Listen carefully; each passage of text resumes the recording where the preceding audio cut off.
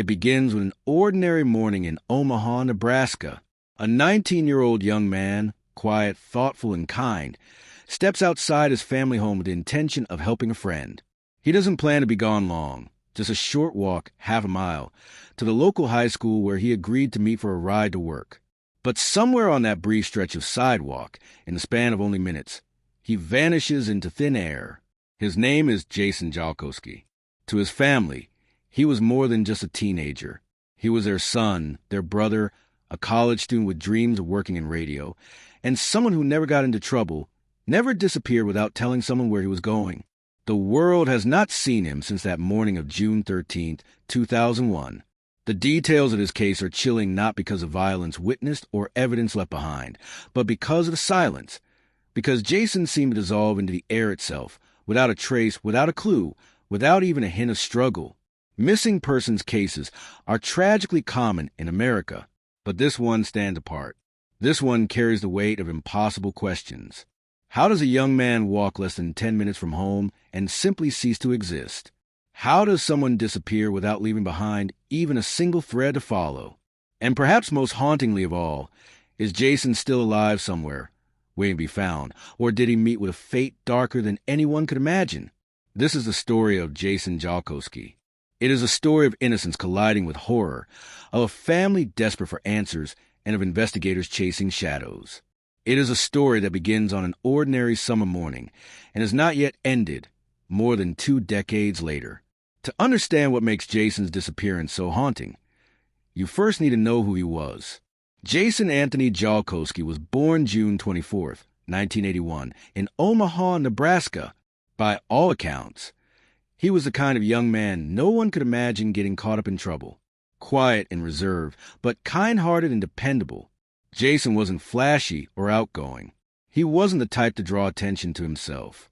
Instead, he was gentle, thoughtful, and loyal to those who knew him best. At the time of his disappearance, Jason was 19 years old, living at home with his parents and younger brother. He had recently finished his freshman year at Iowa Western Community College, where he was studying radio broadcasting, a passion that followed him since high school. Jason dreamed of a career in radio, and his professors described him as hardworking, disciplined, and eager to learn. Despite his shyness, Jason had a strong work ethic. He was holding down a job at a local fast food restaurant, making money for school while figuring out what came next. His co-workers and managers described him as reliable, someone who never skipped shifts, who showed up early, and who always tried to do his best. That sense of reliability extended to his family life as well. Jason was deeply close with his parents, and especially protective of his younger brother. Friends recall how Jason was never one to lash out, never one to wander far from home, and never one to leave without telling someone where he was going. He wasn't into parties, drugs, or anything reckless. His family even pointed out that Jason didn't drink or experiment. He was simply a good kid, focused on school, family, and the small pleasures of everyday life. He spent much of his free time on the computer, listening to music and helping around the house. Jason's personality was described by his loved ones as gentle and selfless. He was also shy, painfully shy at times. He wasn't the kind of teenager who would strike up a conversation with strangers, which made the circumstances of his disappearance all the more confusing. His parents would later emphasize how unlike Jason it was to vanish without a word. This wasn't the kind of teenager who would run away or stage a disappearance. This was someone grounded, cautious, and deeply connected to his home. In many ways, Jason was a symbol of innocence, a young man on the brink of adulthood, working toward his future, quietly carving out a place for himself in the world, which is why what happened next feels so impossible. Because on a summer morning in June 2001, Jason stepped out of the comfort of his own home, walked into the warm Nebraska air, and never came back. June 13th, 2001, began like any other ordinary day in the Jolkowski household. It was a Wednesday morning in Omaha, Nebraska, warm, quiet, and unremarkable. 19-year-old Jason woke up at home, not in a rush, not on edge, not acting out of character. In fact, that morning seemed entirely routine. Jason wasn't scheduled to drive himself to work. His car was in the shop being repaired, which meant he needed another way to get to his shift at the local restaurant. That arrangement wasn't unusual. His parents and his brother often gave him rides when he needed them.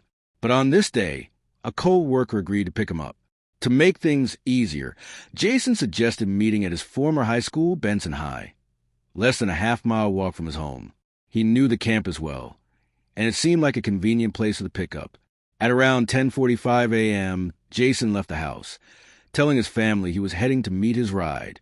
He carried no wallet, no backpack, no identification, only the clothes on his back and possibly his house keys. He wasn't going far. The walk to Benson High would have taken Jason all of 10 minutes. It was a straight path through the neighborhood he had lived in for years. A walk so short, so ordinary, that no one could have imagined it would be the last time Jason was ever seen. What makes the story even more chilling is what happened in those brief minutes after Jason stepped outside. Around 11 a.m., just minutes after leaving his home, Jason was spotted by a neighbor, helping his younger brother bring the trash cans up to the house. That detail is critical because it shows Jason wasn't in a hurry, wasn't distracted, and certainly wasn't running away. He was doing something routine, something mundane, moments before he disappeared. After that sighting, nothing. Jason never arrived at Benson High. His co-worker waited for him in the school parking lot, but Jason never showed up. Thinking perhaps he had been delayed, the co-worker waited a little longer, but Jason simply never appeared. There were no signs of struggle along the route. No witnesses came forward to say they had seen anything unusual. It was as if Jason had simply been erased from existence during a 10-minute walk through a familiar neighborhood in broad daylight. By the afternoon, when Jason still hadn't returned home or contacted anyone, his family grew concerned. This wasn't just out of character, it was unthinkable. Jason was not the type of young man to disappear without a word. And yet, as the hours stretched into the evening, it became devastatingly clear that something was terribly wrong. When Jason didn't come home that afternoon, his parents knew instantly that something wasn't right. He wasn't the kind of teenager who stayed out without letting anyone know. He was reliable, predictable, steady. By early evening, their unease turned into alarm. His mother made the call no parent ever wants to make, reporting her son missing to the Omaha Police Department. At first, the response was cautious, almost routine. 19 years old, an adult. Police suggested maybe Jason had gone somewhere voluntarily. Maybe he was cooling off, spending time with friends, or simply needed space. But his family pushed back. Jason wasn't that type of young man. He didn't drink, didn't use drugs, didn't party. He had no history of rebellion or conflict that would make him want to vanish. This was different. This was wrong. The police began by retracing Jason's intended route, that short half-mile stretch between his home and Benson High. Officers walked the sidewalks, looked into alleyways, and asked neighbors if they had seen anything unusual. Nothing. No disturbances. No signs of a struggle. No discarded belongings. It was as if Jason had stepped off the face of the earth. The co-worker who was supposed to pick him up was questioned immediately. She told investigators she had waited at the school, just as planned, but Jason never arrived. She never saw him, never even caught a glimpse of him in the distance. He simply never made it that far. His parents tried calling around, reaching out to friends, co-workers, anyone who might have seen Jason. But no one had. By the end of that first night, panic set in. Jason had no money on him, no identification, no change of clothes. He had left the house expecting to be home by evening. The only explanation that made sense to his family was that something had happened to him, something he could not control. The Omaha police expanded their search in the days that followed. They canvassed the area again, interviewing residents, checking local businesses, asking for any scraps of surveillance footage. They searched wooded areas, alleys, and empty lots. Dogs were brought in. Still nothing. No footprints. No clothing, no trace of Jason at all. The complete lack of evidence was baffling. Disappearances often leave behind some clue. A dropped wallet, a set of footprints, a car abandoned by the roadside. But here, there was nothing, not even a thread to follow. The investigation was barely off the ground, and already it felt as though it had hit a wall. For Jason's family, the silence was unbearable. With each passing day, The questions grew heavier. How could someone vanish in broad daylight on a 10-minute walk through a familiar neighborhood without anyone seeing a thing? And more disturbingly, what did that mean had really happened to Jason Jolkowski? As the hours turned into days and then into weeks, the investigation into Jason Jolkowski's disappearance began to shift from routine to deeply troubling.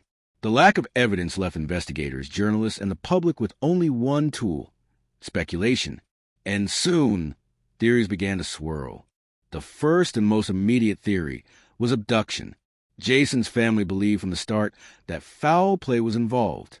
How else could a 19-year-old, a boy who was strong, grounded, and not prone to risk-taking, vanish during a 10-minute walk in the middle of the day? If someone had been watching him, waiting for the right moment, it would not have taken much. A car pulling up beside him, a stranger offering him a ride, or even a forceful grab on an empty stretch of street. A matter of seconds could explain the silence that followed. But if Jason had been taken, by whom and why? He had no enemies. He wasn't mixed up in dangerous activities. There were no signs of extortion, no ransom demands. It was as though the motive was just as invisible as Jason himself. Another theory, one that the police initially leaned toward, was that Jason had left on his own, perhaps overwhelmed by life, maybe suffering from stress or anxiety. He could have chosen to disappear. But this theory never fit the Jason his family knew. He wasn't impulsive. He wasn't unhappy, and there were no warning signs of depression or instability. Even the note he left before leaving the house, "I'll be back later if I don't get lost," while chilling in hindsight, didn't sound like a runaway. It sounded more like a teenager making a light-hearted remark about his short walk to school. Theories stretched further still.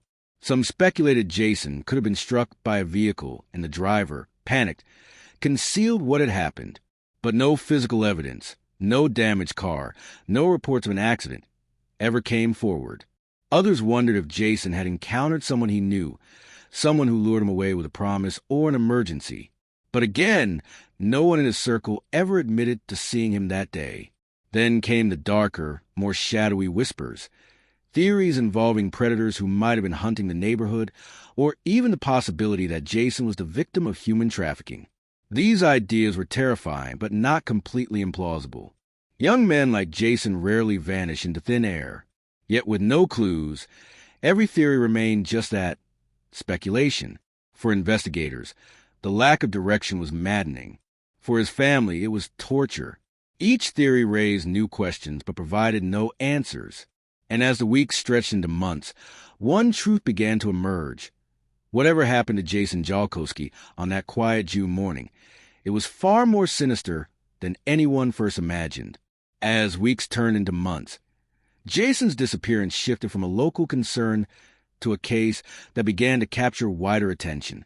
In the beginning, it was just neighbors, family, and classmates putting up flyers, knocking on doors, searching nearby parks and empty lots.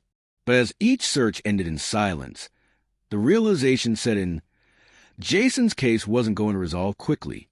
This was no ordinary missing persons case. The Omaha Police Department continued to investigate, but the lack of evidence left them stalled. Desperate for momentum, Jason's family reached out to national organizations, hoping someone, somewhere, could help. It was during this period that the National Center for Missing and Exploited Children became involved. While Jason was legally an adult at 19, the center recognized the urgency and added his case to their database, amplifying his story far beyond Omaha. Soon, Jason's face appeared not just on local news broadcasts, but on national platforms. Newspapers, magazine, and television shows featured his story, describing him as a kind, dependable young man with no reason to simply walk away. Each time his picture flashed across a screen, his family hoped someone might recognize him. A customer at a gas station, a passenger on a bus, a passerby in another city. But no credible leads came in. Despite the exposure, Jason's case remained eerily stagnant. There were no confirmed sightings, no strange phone calls, no financial activity, no trace at all. The silence around his disappearance was deafening. For every missing person case that gained national attention, there were usually at least fragments, tips, rumors, or possible directions to pursue. But with Jason, there was nothing. It was as though he had been erased in an instant. The family's efforts to keep Jason's name alive became relentless. They organized community vigils, urging people to remember him and to remain vigilant. Local radio stations aired reminders.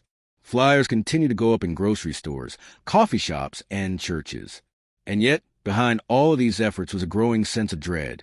As time passed, the chance of finding Jason alive seemed to slip further and further away. Law enforcement also faced challenges. Without evidence of a crime, resources were limited.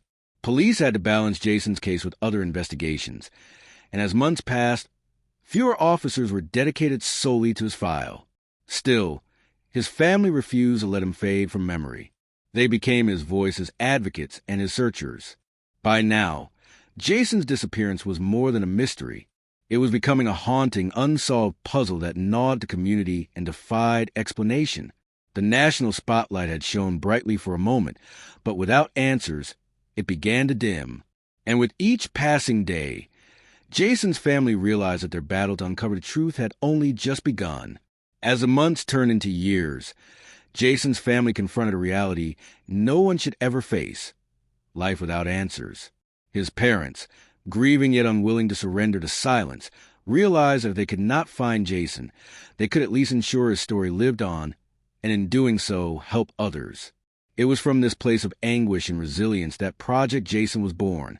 Founded by his mother, Kelly Jolkowski, the organization was created to support families of the missing and to spread awareness for those who had vanished without a trace. Jason's disappearance had revealed to her the deep gaps in resources, support, and public awareness surrounding adult missing persons cases. Families were often left alone, struggling to navigate law enforcement, media, and the endless uncertainty of not knowing. Project Jason aimed to change that. Through Project Jason, Kelly became a tireless advocate, speaking to lawmakers, journalists, and communities about the silent epidemic of missing persons. She reminded the world that these weren't just statistics or headlines. Each missing person was someone's child, someone's sibling, someone's entire world. And in every case, there was a family waking up each morning to the same relentless question: where are they? Her advocacy work also exposed the uncomfortable truth about Jason's case. Despite the national coverage, despite all the flyers, despite the police reports and interviews, his file remained cold. The lack of physical evidence continued to baffle investigators. And yet, Kelly refused to let Jason fade into obscurity. She pushed for his name and face to remain in circulation, to be a part of conversations around the country whenever the subject of missing persons arose. In time, Project Jason grew into more than just a support group. It became a beacon of hope for other families. Through candlelight vigils, media campaigns, and direct assistance, Kelly and the organization kept stories alive that might otherwise have been forgotten. And yet, even as she worked to help others, the personal agony of Jason's disappearance never lifted. In interviews, she spoke candidly about the torment of not knowing, how every ring of the phone, every knock at the door, carried a sliver of hope that perhaps this time it would be the answer. But that answer never came. Jason's absence wasn't just a hole in his family's life. It became the driving force behind a national movement, a reminder that behind every missing person's photo is a family shattered, waiting, searching, and fighting to be heard. Would you like me to flow directly into Part 8, Theories and Speculation, where we examine the possible explanation for Jason's disappearance, from foul play to voluntary vanishing? When a young man vanishes on a quiet suburban street without a single trace, theories inevitably take root. And in Jason Jolkowski's case, speculation has lingered for more than 2 decades. With no evidence, no crime scene, and no clear direction, investigators and the public have struggled to make sense of his disappearance. The first theory considered was the possibility of a voluntary departure. Jason was 19 years old, technically an adult, and some suggested that perhaps he simply chose to walk away from his life. But for those who knew him, this idea was immediately dismissed. Jason wasn't a troubled teen. He was reliable, deeply attached to his family, and had shown no signs of wanting to leave. He had plans, dreams, and responsibilities he cared about. To walk away without so much as a goodbye didn't fit his character.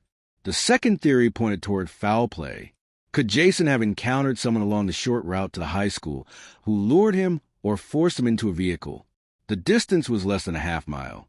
In ordinary circumstances, a person would cover that ground in just 10 minutes. But in those 10 minutes, something irreversible happened. Some investigators believe Jason may have been abducted, possibly by someone he knew, or by a stranger lying in wait. The complete lack of evidence, no dropped belongings, no witnesses, suggests a sudden, efficient act, a vanishing that felt almost surgical in its precision. Another theory considered was accidental death, followed by concealment. Could Jason have been struck by a vehicle? If so, why was there no damage reported, no debris, no witnesses?